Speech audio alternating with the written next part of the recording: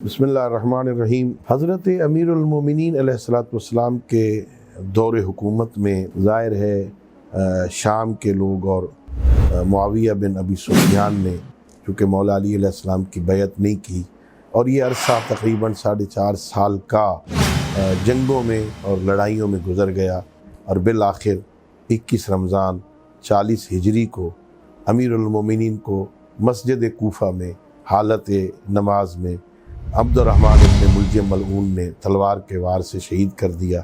تو امام حسن علیہ الصلوۃ والسلام امیر المومنین کی جگہ پر مسند امامت پر فائز ہوئے اور انہوں نے ان کی امامت کا اعلان ہو گیا۔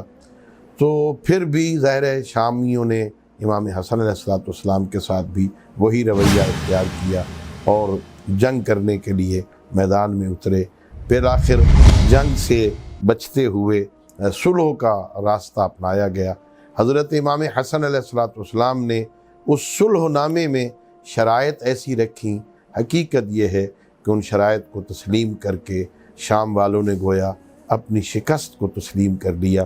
امام حسن علیہ السلام نے شرائط میں لکھا کہ حضرت علی ابن ابی طالب علیہ الصلوۃ والسلام کے خلاف انہیں جو فحش اور گالیاں دی جاتی ہیں، انہیں برا بھلا کہا جاتا ہے ممبروں پر، وہ نہیں کہا جائے گا۔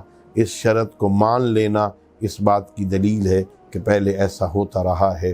ان کو حکم ہوتا تھا، جمعے کے خطبوں میں علی ابن ابی طالب پہ سب ہوتا تھا، اسے رکوایا۔ شیعوں کو قتل نہیں کیا جائے گا، ان کی بے حرمتی نہیں ہوگی، ان کے مال کو نہیں لوٹا جائے گا۔ علی حیدر کرار کے شیعوں کو قتل کرنے سے حکومتیں باز رہیں گی۔ شرطیں مان لی گئیں، لیکن ان شرطوں پہ پھر عمل نہ ہوا۔ طے ہوا تھا کہ اپنے بعد پھر اسے یزید کو اپنی جگہ پر منسوب کرنے کا حق نہیں ہوگا، لیکن کسی شرط پر بھی عمل نہیں کیا گیا۔ اور ظاہر ہے المومنون عند شروطہم ہوتا ہے، مومن تو اپنی شرطوں کا پابند ہوتا ہے۔ اللہ رب العزت ہمیں بھی امام حسن علیہ الصلوۃ والسلام کی سیرت طیبہ پر عمل کرنے کی توفیق عطا فرمائے۔